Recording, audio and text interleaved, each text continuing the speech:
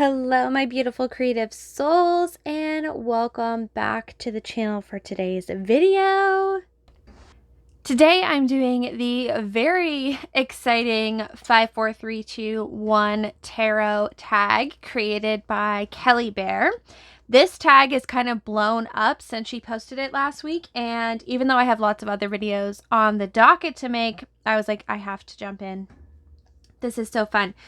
And if you end up watching this, Kelly Bear, I do have to thank you for creating such a fun tag, because I am someone who never follows the rules because I like the flexibility. So the fact that you've created a tag where there is so much flexibility within it that you don't need to change it is just, I love it. It's such a amazingly put together tag, and I thank you for doing that and commend you for being able to come up with something so suited to the community and those of us who like to kind of go off the beaten path. So I love that.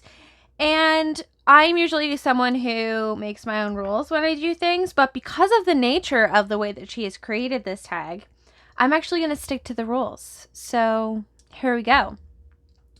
54321 tarot is 5 tarot decks. You can pick any category that you like. Today I'm going to be sharing with you 5 decks that surprised me. For books, I'm going to be sharing with you 4 kind of deep dive books related to tarot. One of which is actually just on my wish list, but the other 3 I do have. 3 is 3 tarot spreads. 2 is 2 tarot habits / rituals or paraphernalia. So we'll be talking about that. And then 1 is 1 piece of advice or 1 card that you are aspiring to. And I haven't decided on that one yet, so we'll get to that when we get to that. Let's just dive in. So like I said, I'm going to be sharing with you 5 decks that surprised me. Some of these are new to my collection, and some of these I've had for a long time. So let's just jump into it. The first one is one that I've had for a long time, and this deck really surprised me. This is the Supernatural Tarot deck. I don't really own any other, like, quote-unquote fandom decks or whatever you would want to call them, but I purchased this when Chris and I were going through all of the seasons of Supernatural a couple of years ago. And when I first got it, of course, there weren't, I hadn't met all the characters yet, right? So there was that. But then, of course, there was the fact that some of them are pip cards, and I hadn't dove into really using pips at all, and I was really disappointed upon first unboxing it to realize that even when there is like a character, there's not really a scene associated with it. And I thought that that was super disappointing, especially with all the pips, because Supernatural, right, is such a rich show, and you could literally like have a million different scenes played out for each card. But I don't know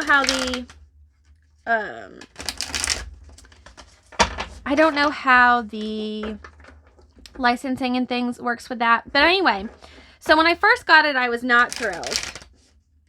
Why is this not shuffling for me?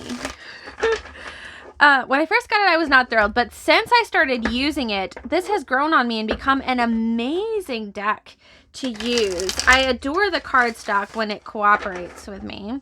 Could just be early morning. My hands are a little stiff. But let me show you some of the images before I keep kind of babbling on here. But yeah, this deck is actually amazing. I love to use this either during kind of dark moon rituals or more so in the winter time, actually. And it might be because of that kind of black and blue icy tones that are in here. But I really found that this is an interesting deck when you're trying to understand the archetypes at play, different personalities at play, things that you can embrace. They're kind of, in a way, all like court cards, or the best parts of the court cards, because you do have a character associated with specific cards, right? And each character has its own entire story within the show. And if you've watched the whole show, you can think about everything that's encompassed within that. And then, for example, like this one, this is the moon. This, I can't remember his name. I think this was supposed to be Archangel Gabriel. Don't quote me on that. I could be very wrong, but he was also kind of associated with Loki, the trickster god. So there's like a little bit of lore and things going on with that. So if you enjoy the show and you've seen it all the way through and you are able to recognize all of the characters and really kind of pull on the different larger themes around each character, it's really helpful when you're just trying to understand what's going on in the situation. Like I said, understand the different archetypes within it. Some of the characters within here were just in like 1 or 2 episodes, and some of them were in, you know, the whole show. So it's very interesting and was definitely a surprising deck for me. Despite all of the, as you can see, all of the pip cards within it. So we're going to leave it on Crowley because love him. So that was the first deck that surprised me, the Supernatural Join the Hunt Tarot deck. Again, it's not one that I use, like, it's not a daily drawer, but if I'm doing larger spreads, and especially during kind of the colder months, this one is super, super fun. The next deck that surprised me is the White Newman Sacred Animal Tarot. Now, I did an entire 1 month with this deck study, and I actually did a video on that. When I do those 1 month deck studies where I really dive in with a single deck for a whole month, I try to kind of log my process along it. I show you my thoughts at the beginning, where I think me and the deck are going to go, some thoughts kind of during that month, and then I wrap it up with like my final review. And this deck, you guys, this deck blew me away. So when you look at it, it just seems like any other Rider-Waite-Smith deck. But as I got to know it more, and as I dove into the images, some of these ended up being my favorite images of all time. Like, this is my favorite 8 of Wands ever. I don't even like snakes. I actually despise snakes. But the way that sometimes fast forward momentum can feel very messy and chaotic, that's what this kind of symbolizes to me, especially when we're working on transformation, right? I just loved that. And then this card with the 10 of Swords, kind of like, she's not dead. She's almost like resting. Like, it's almost like a peaceful, like, release of an ending. So the cards do stay within line for traditional meanings, but the way that they kind of touch upon different aspects of it that aren't typically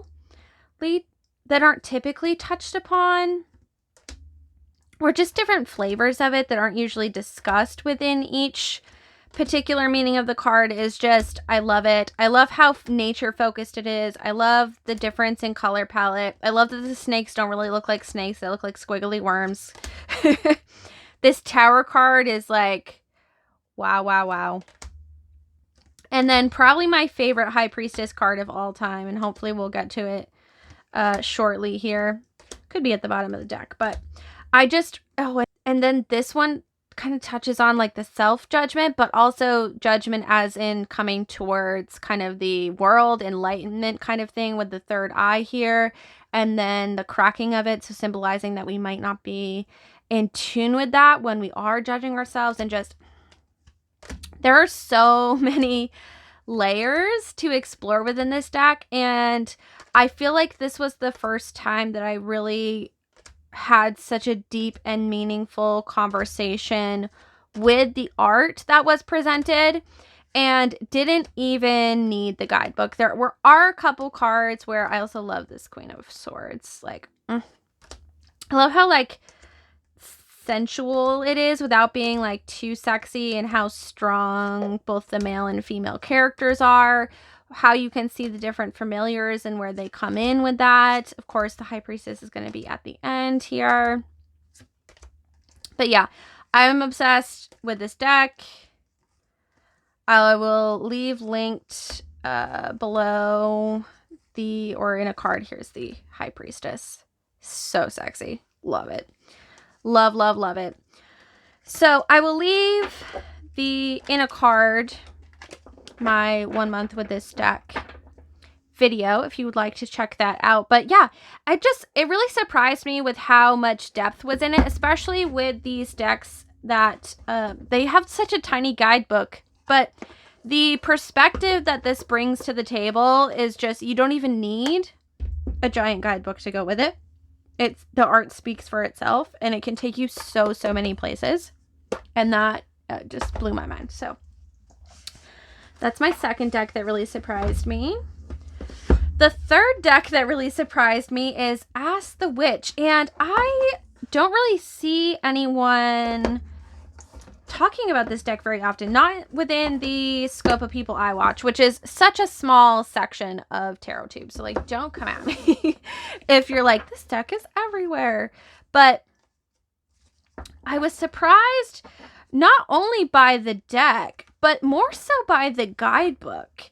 I'm not a huge fan of the backing of this. I think they wanted to do a labyrinth, and they explain why it's a labyrinth, and I think that was all totally aligned. But I don't know, just something about the way it was executed, especially with how amazing each of the cards were, it just feels very lacking. So I'll show you some of the images real quick, but I want to touch upon the guidebook because, like I said, that's kind of where the magic of this deck is. But again, it can be easy to brush this away as like a deck that's like any other deck, and I'm always kind of hesitant when the deck says that it's focused on either goddesses or witches or archetypes, right? Because I feel like you never get enough information. It'll be like, oh, like the moon is Hecate. It'll be like, oh, the moon is Hecate. Hecate is... And then it'll give like 2 sentences and nothing really about the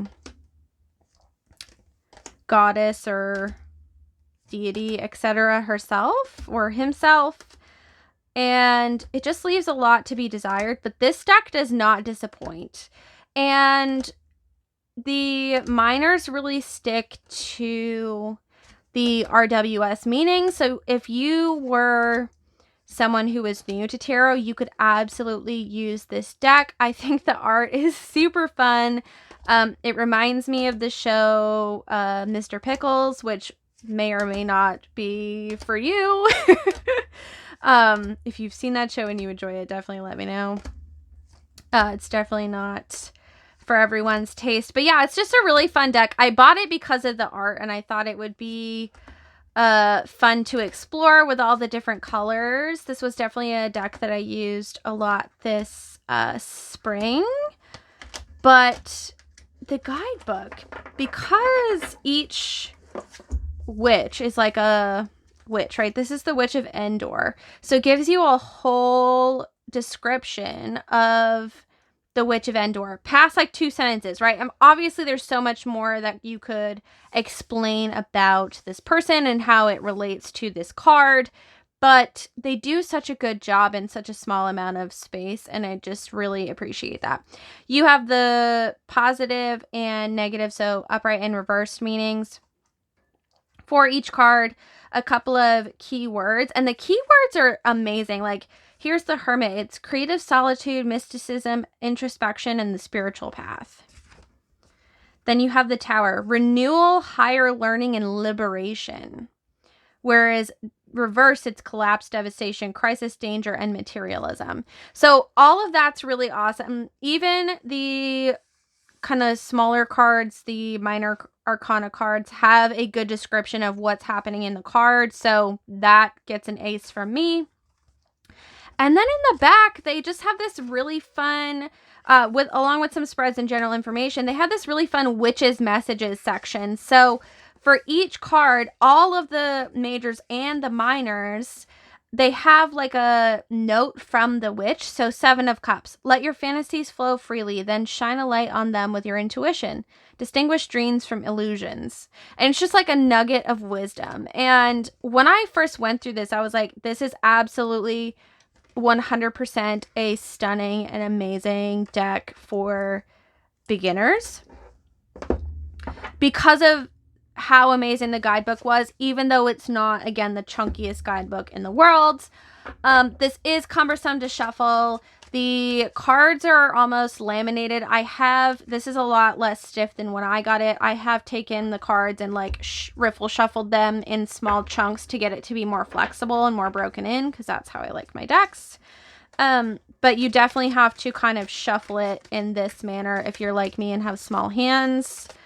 And it is a little kind of big, but 100% worth at least getting it to explore the guidebook. And this deck just surprised the shit out of me.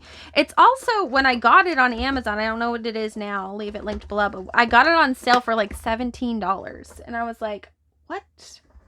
This deck is, yeah, just so surprising. Loved it. This next deck that surprised me, I actually got in a recent trade, and I never in a million years would have purchased this deck for myself. This is a Modern Love Tarot by Ethany. Ethany is great. I think her channel is an amazing resource, but I don't do love readings. I don't find them to be an area of interest for me. I have an amazing relationship with my husband, so I don't really have to pull cards around that. So I don't know, just, it's not my flavor. Not a pink girl. But this deck was super surprising. I have not used it a ton, and I was tempted to not accept it in the trade, but something was like, get it. So I got it. And also, can we talk about how this looks like Ron Swanson from Parks and Rec? Like, love it so much. But there's just something about the images in this deck. It's not my usual art style, but I love, like, here's the Sands of Time. Like, how amazing is that for the Wheel of Fortune? The 7 of Swords is super fun. Some of them, like this one, I'm like, ugh. But there are other ones where I love the depiction. It gives such a different take on the card. This moon card just speaks to my soul, just like being out in nature, soaking in the moon, by the water, getting in touch with yourself, getting in touch with your emotions. She's almost kind of like naked. You can see her like underwear through this shirt here. I don't know if it's wet. Maybe she went swimming, but this 5 of Cups too just like speaks to the soul. 5 of Swords as well. Like, what's the cost of this? It's really interesting. It made me think. I liked it way more than I thought I would. And I'm still not going to use it for love readings because, again, that's not something I do. And luckily, it's not something people really come to me for because it's not my area of expertise. Although I wouldn't, of course, tell anybody that no, I wouldn't do it. You know, if that's what you need a reading about, then that's what we're going to do. But I don't know. It surprised me that I liked it. And it surprised me to see things like this in here with the more Egyptian style cards. And this Queen of Wands is like fire. So we'll see. I'm not sure where this is going to take me. I'm not exactly sure how much I'm going to continue to like it as I use it, but it surprised me enough for me to give it a try. And ooh, that Tower card, I love it. So that is the Modern Love Tarot by Ethany. It does come in a beautiful, nice box. I put it in this bag to kind of help myself separate it from that kind of love aspect, because that's what the guidebook is. It's all about love and relationships. So I have it in there, but yeah, surprising, and we'll see how that goes. And then my last deck here that surprised me, this is Notoria Tarot in Light by Fabio Lustrani. This was a deck that I got out of curiosity. I didn't really go into it with any expectations. This is a deck that's not like a normal tarot deck. There's a set, you see, you can get Notoria and Goetia. So it's the angels and then demons as they are portrayed in, I believe it is the Key of Solomon. Yes, the Lesser Keys of Solomon. This Fabio Lustrani definitely did his research. I don't know anything about these, so it was just kind of a curiosity just to see, like, and this is the Notoria, the Angels one, just to see what it was about, whether it would be something that I might want to work with, to learn more about the Notoria and the different hierarchy of angels and kind of what each one is there to help with. And I found it really interesting. There is a limited edition version of this with a much bigger guidebook, which is something that I might try to hunt down and invest in the future, although the ones that I've seen are going for quite a bit of money. But the small guidebook gives you just enough. Again, it's a couple lines, but it's been really interesting just to come at this with no expectations, to learn more about Notoria, to learn about the different hierarchy of angels through, again, the Lesser Keys of Solomon teachings, which he really digests down there. Again, it's not something I'm familiar with. It was just something I was exploring a little bit. And I did find that when I felt called to pull a card from this as it relates to things that I'm working on, that there were kind of cards and angelic helpers that came up that were in line with what I was trying to manifest or what I was working through or trying to kind of bring about. So I wouldn't really say that this is a tarot deck that you use. I would more consider this an oracle deck, but it is associated, each card, with a certain card from the tarot, and there's a whole explanation. They each have like little sigils, and it's just been a really surprising experience as someone, again, who doesn't know really anything about this, to be able to pick this up as a visual person, to pull a card, to look at it, to read all of the information that was in the guidebook, because it is Los Caribbean.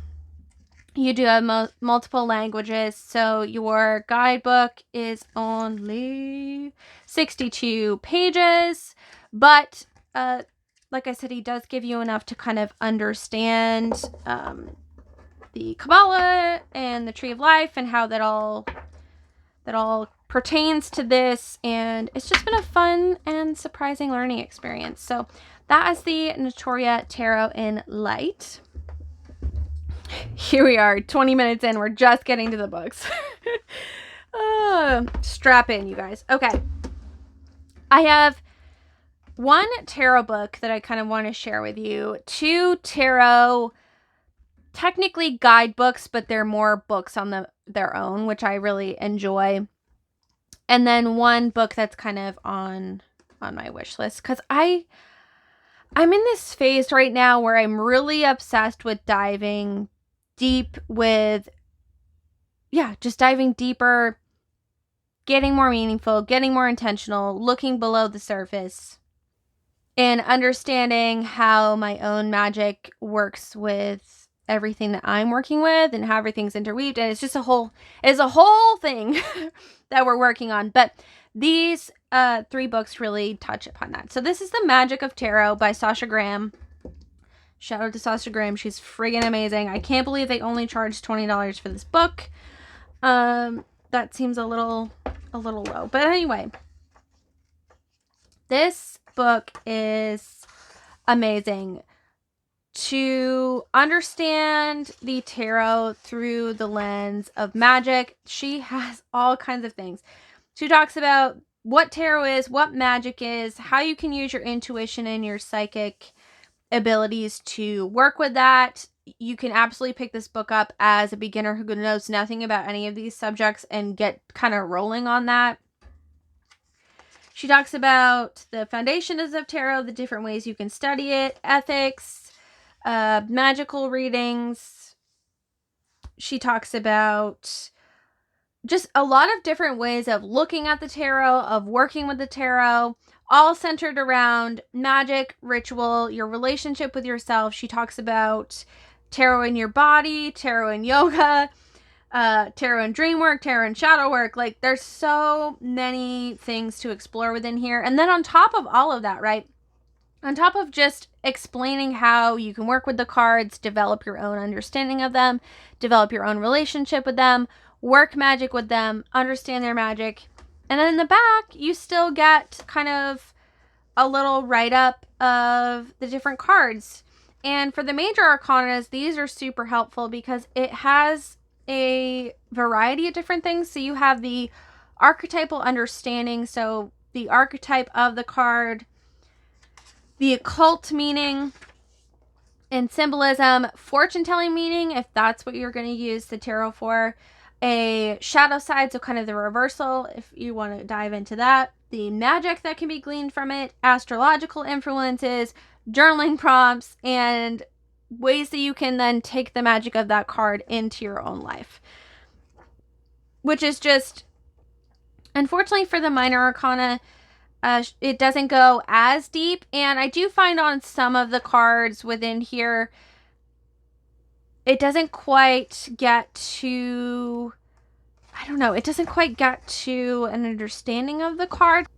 For instance, in the Seven of Cups, it talks about how this card kind of looks like a projector screen, and the fact that when the RWS deck was being created, you know, silent white and black pictures were really popular. So I'm not quite sure how that really tied in, but, you know, it's still really interesting, and definitely one that I would recommend to anyone at all levels. You can definitely glean something from this, whether you want to learn more about tarot, to learn more about how to use tarot magic, to learn how to trust your intuition more, to learn how to deepen your understanding and your own personal definitions around the cards. This is a great all-around book for that. So that's Magic of Tarot by Sasha Graham.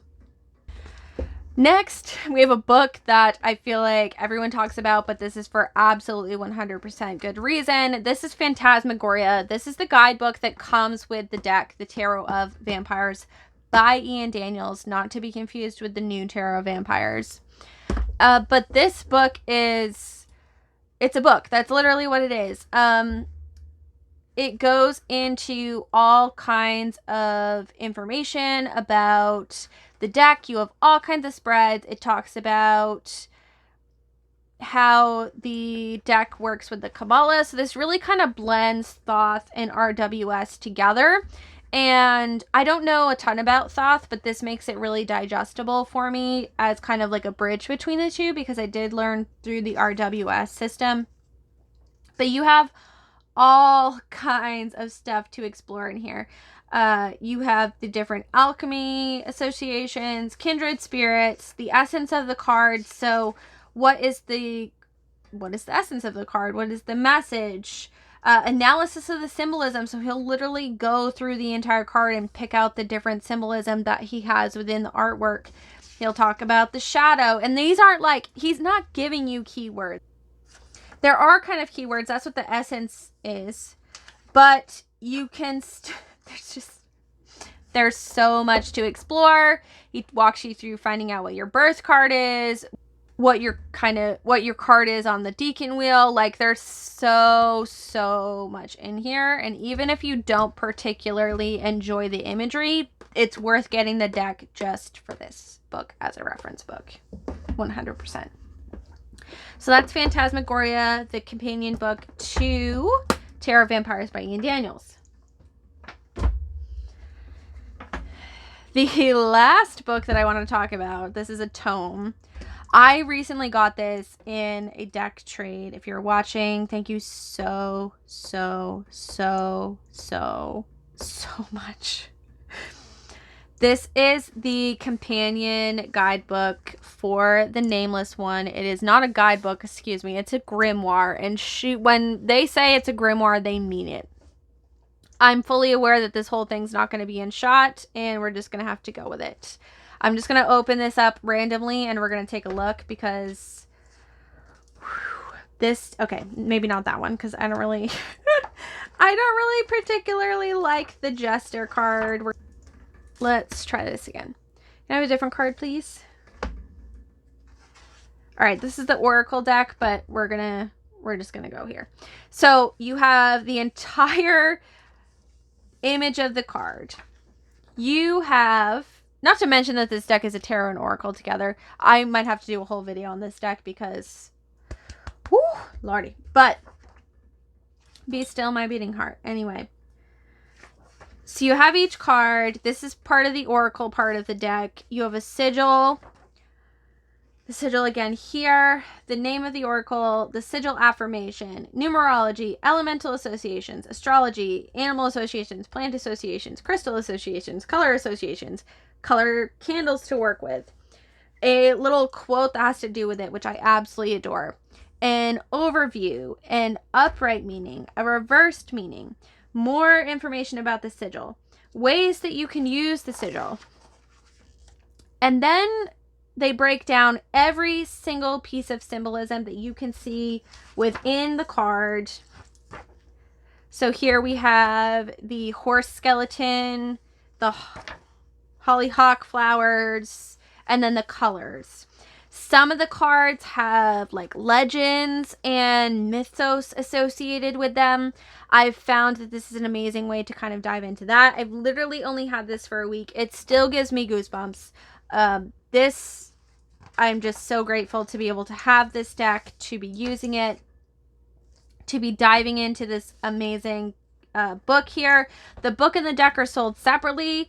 So that's there. In the back here, you have all kinds of spreads that you can do. There's a spread for literally every single zodiac sign, which I think is interesting. I might have to try out one of these because we just entered Libra season, so that might be fun to explore. Then there's a master list of the sigils within here. You get extra sigils, excuse me. You get information about the planets and astrological correspondences, information about the zodiac constellations, cheat sheets for the major arcana, daily magic, paired companion cards for numerology, animal correspondences, plant correspondences. Like when they say this is a grimoire, it 1000% is. Even if you don't want to invest in the deck, I think that having this companion grimoire is an amazing resource, a keepsake, a fantastic tool to use. And you could even use it just like I do, where you just do bibliomancy style, where you open up and say, you know, what's my card of the day? Here we go. Queen of Coins. Here's everything that you need to know about Queen of Coins. And the huge kind of picture to go along with that. So I feel incredibly lucky to have been able to trade some of the things that were no longer resonating with me with this beautiful soul for such an amazing, amazing book. And oh no, it looks like the binding may be coming apart. That's not good. I will have to explore more of that later, but holy wow. And then the last book, again, I don't have it, it's on my wish list, is Mindful Tarot by Lisa Frankel-Tishman, PhD. I'm so sorry if I'm butchering that. She has a YouTube channel called Mindful Tarot, which I'm obsessed with. I love it. She just has such a unique perspective on mindfulness and Buddhism, and really, you can tell she is definitely a lady of academics, and just the way that she talks, and shares her different cards and things. I'm just so interested to see everything that's within this book and really dive into a different perspective. It says, read tarot in the present moment, full of joy, prosperity, and peace. Mindful tarot cultivates our capacity to live and love what is unknown and unresolved. Ooh. Ooh. It is the practice of patience and openness, encouraging you to embrace the present moment, complete, lavish, and unconstrained. Okay, I have to get this. I just have to. So those are my 4 books. Now let's go on to spreads. And I'm just going to pull out this stack here to demonstrate my spreads. So the first thing I want to talk about actually is, since we just talked about Mindful Tarot, is something that she does. And it's technically not a spread, but it's a way of reading, and I think it's absolutely brilliant, and I've had so much fun utilizing it myself. So Mindful Tarot calls them deck dialogues, and what you do is you literally have a conversation back and forth with the deck by paraphrasing back to it what it's saying. So what do we need to know today? Strength. And then, pull a couple more cards. So we have Strength and the Queen of Pentacles. So when we think about strength, we think about inner strength, cultivating inner strength, moving forward as kind of the totality of who you are, really fiercely protecting things. And then we have the Queen of Pentacles, right? Which is really she's the queen of her domain. She makes things happen. She's very nurturing. So we would then paraphrase back to the deck that message that we're kind of drawing from it and ask for confirmation. So, Modern Love Tarot, are you saying that today I need to pay attention to how I am cultivating my environment, the way that I'm really shining forth in my roles within my home, and kind of putting forward my strength with that, and recognizing how valuable I am within that role? Is that what you're trying to tell me, Modern Love Tarot? So then we have 5 of Cups. So 5 of Cups is kind of about loss. So then we're thinking, okay, maybe I wasn't really on the right track, because that doesn't really seem like a confirmation card to me, right? So then when you think about, okay, so 5 of Cups is loss. What in, my life is kind of, what in my life is this pertaining to? And right now my husband and I are working on converting my parent-in-laws, how do you say that? Like mother and father-in-laws, his parents' garage into an apartment for us to move into. But, with that, of course, comes the letting go of the camper and things that we renovated and have spent the past 4 years in, right? So are you saying, Modern Love Tarot, that I need to take some time to really process this kind of change and to look at this as not only just a charging forward, right? Because we have Knight of Swords here on the bottom of the deck, not just a charging forward from the mental aspect of like into this new thing, but also taking time to honor my emotions. Is that what you're trying to tell me, Modern Love Tarot? And then we have 7 of Cups, which is kind of cheeky. It's like there's so many more layers that you could go with this. I feel that's kind of what that's saying. It's like, yes, but, and let's look at all of these other aspects. So that's really interesting for me, just, beginning to use this deck to see. So something for me to explore later. But that is the deck dialogue. You ask a question or pull something pertaining to a question. You say, okay, is this what you're trying to tell me? And then you pull a card. You figure out if that's kind of a confirmation or maybe a more layer or context into the reading. And then you keep going until you feel like you've gotten everything you need out of the reading. So really fun. That's from Mindful Tarot, but an exercise that I've really been enjoying lately. So My second tarot spread is one that I use literally all the time. If you get a general reading from me in any capacity, whether it be a video reading or a one-on-one reading, and you want like a general thing, this is what, or a season ahead reading, this is always what I start with. So the first card you pull is the overall energy around a situation, and the Hierophant seems fitting since I'm teaching you the spread, right? Then we have a potential obstacle that you may face along your journey. The third card is your strength within that. So what strength do you already possess to help you overcome or work through this challenge that may be presenting itself. And then you have your overall outcome as the fourth card.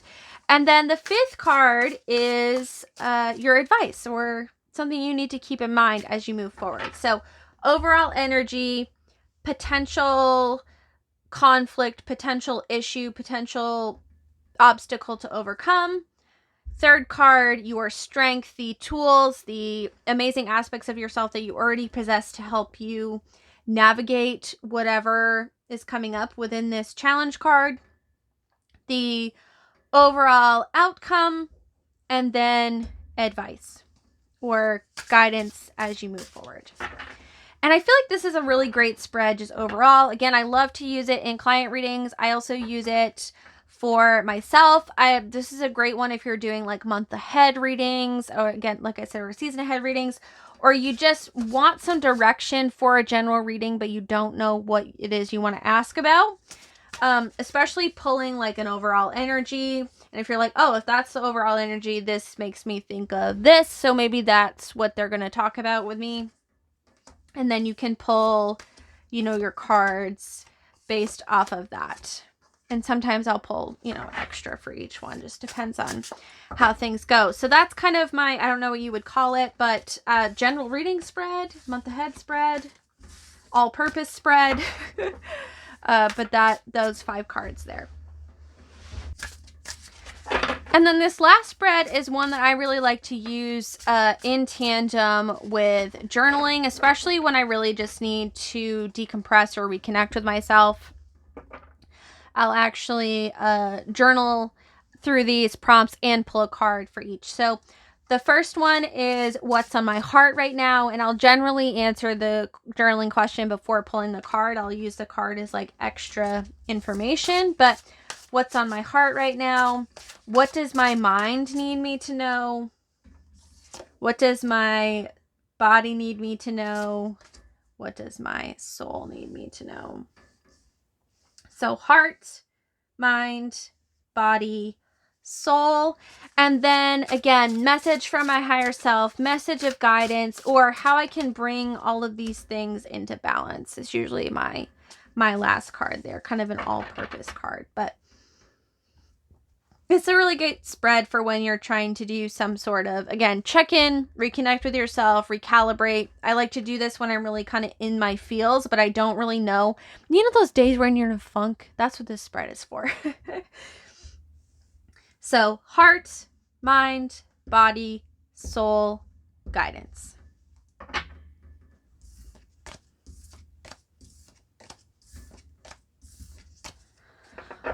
All right, two tarot habits, rituals / paraphernalia. So I don't use a lot of paraphernalia. I use sage, I use candles, I use crystals, but I'm not someone who uses bags, pouches, scarves, tarot reading cloths, all of that kind of thing. I use my cards, and I don't have to have extra things. If I do, it's just kind of icing on the top of the cake. So instead, I'm going to share with you 2 rituals that just pertain to how I read. So you saw me do this a little bit when I was pulling the cards to demonstrate, but the way that I read, and everybody does this differently, right? I love to shuffle. I love to shuffle while I'm thinking about my question. I love to just shuffle, and as I think, see what pops out and be like, oh, yep, that's kind of the theme of what I was thinking about. Or sometimes it'll be like, in relation to what I was thinking about, here's another bit to think about. So that's kind of fun to do, but I love to shuffle. And the way that I pull cards is, as I ask a question, what do I need to know today? I pull cards that jump out. So sometimes they'll literally like fly across the room. Sometimes it just feels like the one left in my hand is the right one. Sometimes you'll see here, these two cards are sticking out here. Sometimes I feel like that's what needs to come out. Sometimes I pull cards from the top or bottom if that's what feels right. But for the most part, when I pull cards, I'm pulling jumpers, and I read the jumpers intuitively. So I do use a spread sometimes, but I'll read cards that fly out like its own spread. So this one feels like it needs to come out.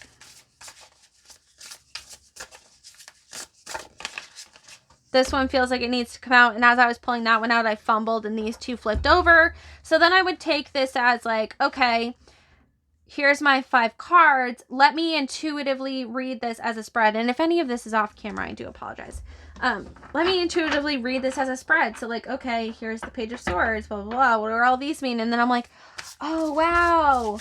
Okay, can you tell me more about this? See, that one just flew across the room. So there's that. And then I will layer them on top of each other. So as I continue my intuitive reading, right, with the things that are flying out, I'll just intuitively place them. And sometimes I intuitively rearrange them. But I'm very much an intuitive reader. And I thought that was an interesting kind of habit to share with you, for the fact that, especially after on the back of like the spread question of like, I actually just read jumpers intuitively and then will most of the time do things that way. Both for myself and for clients. I find that as long as you have a directive, or even if you don't have a directive, as long as you can form a story with tarot, which is how I like to read, then it's a really fun and enriching way to do that. And then the second and final habit I wanted to share with you is one that I use as a clearing technique. So I do this before and after each client reading with a deck, but I'll also do it for myself sometimes, especially if I'm pulling cards about a particularly heavy topic, or I put my cards away and they just feel a little like icky. What I do to clear them is I make 3 piles, and as I make these 3 piles, kind of like you're dealing cards, I'll say clean, clear, aligned. Clean, clear, aligned. In my head to myself. Clean, clear, aligned. And I do that the whole time. So cleaning the deck, clearing the deck, and aligning the deck back to either itself or back to my energy. And I will just go back and forth like this for the whole deck. And then once I've done that, just to expedite the process for you, I'll say clean, clear, and aligned. And then the deck's just, it's all clear. It's back aligned with, the residents of my soul, with my channel, with whatever it is that you subscribe to. And it's just a really great way to clear a deck. Especially, this is easy to do if you're doing, readings between people. It doesn't take very long to do it. You can do it while you're still kind of chatting, and you do it to yourself. But it's a great way to reset the deck without any extra tools. And I find it's very, very successful because you're touching all of the cards. You're being really intentional, saying the mantra in your head.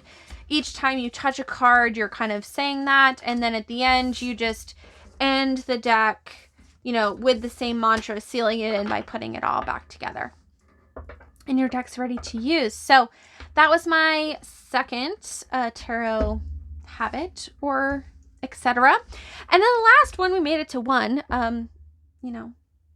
Kudos if you're still here, because I never promise short videos, because that's just not who I am. I like to really go in depth and chat about all the things. But the last piece that I want to share is, I'm going to go with the advice prompt of this, I think. And my advice to you is to if you're newer to tarot, or even if you've been reading for a long time, to trust your intuition with what you do. There's a lot of information out there about what you should do, what a card should mean, what you should do about tarot reversals, whether you should or shouldn't use spreads. Like, everyone has their own opinion, which is beautiful and fantastic, and it's amazing to explore what different people have to say, different perspectives, try out different things for yourself, but always come back to you and your own intuition. Like that clean, clearly aligned thing that I showed you with clearing the cards, it was just something that I did one day, and I was like, oh wow, like, you know, I used my intuition in, and now it's a key part of my practice that I am able to now, you know, share with you as something that really, really does work. And again, like I said, you know, the way that I read cards, a lot of books, when you read them, right, you're supposed to shuffle the cards a certain way and cut them into 3 piles with your left hand, and then stack the piles back on top of each other in a certain order, and then you flip over all the cards from the top, and blah blah blah. And some people will open the deck and they'll pull a card that way. I've seen that done a bunch. I mean, I've seen that done sometimes. I just, you know, I always go with the jumpers, or I go with, you know, whatever card feels intuitively aligned for me at the time. So, moral of the story is, there's no right or wrong way to read tarot. As long as you're being ethical, as long as you're doing everything for the highest and greatest good of all, as long as you're not, you know, trying to use the tarot to harm anyone, or, you know, etc., etc. As long as you're being ethical, there's no wrong way to read. And however you feel naturally works for you is exactly how you should read. Now, that's not to say, again, I think you should absolutely learn as much as you can, explore different things, take what works for you and leave what doesn't, allow your practice to evolve over time, but always come back to yourself as your own authority, and know that if you do something different from someone else, that doesn't make you wrong, and it doesn't make that other person wrong either. You're both right. Because in the end, tarot's just a tool, and it's a tool for you to use in the best way that works for you. Okay? So that is my unsolicited piece of advice. At the end, you're supposed to tag people, but, you know, I always like to do those tags as tagging whoever's watching it, because there are many times in my life where I would have wanted to do something, but I wasn't, you know, quote unquote tagged. And this is my permission slip for you to do it anyway. If you want to do this tag, I tag you. And share in the comments below your video. If you got tagged by me, I would love to check out your video. But that's it for me today, you guys. Thank you so much for joining me for this 54321 tarot hashtag. Thank you so much to Kelly Bear for creating such an amazing tag. This was super fun to be able to do, and to share these different aspects of tarot and our love for tarot and tarot practices and tarot tools and all the tarot things. I've had so much fun watching the other videos, and I will continue to do so as they come out. I love tags because it's also a great way to find new channels. So if you found me because of this tag, hello, my name is Leanne. All my links are below. I'd love to connect with you in the comments. It's an honor to have you here and for you to spend so much of your time with me. I know time is precious. It's the one resource that we all have and we don't know how much of. So the fact that you would choose to spend your valuable time with me is an absolute honor, and I do not take that lightly. So with all of that being said, again, thank you so much, and I will see you guys again soon. Take care, guys.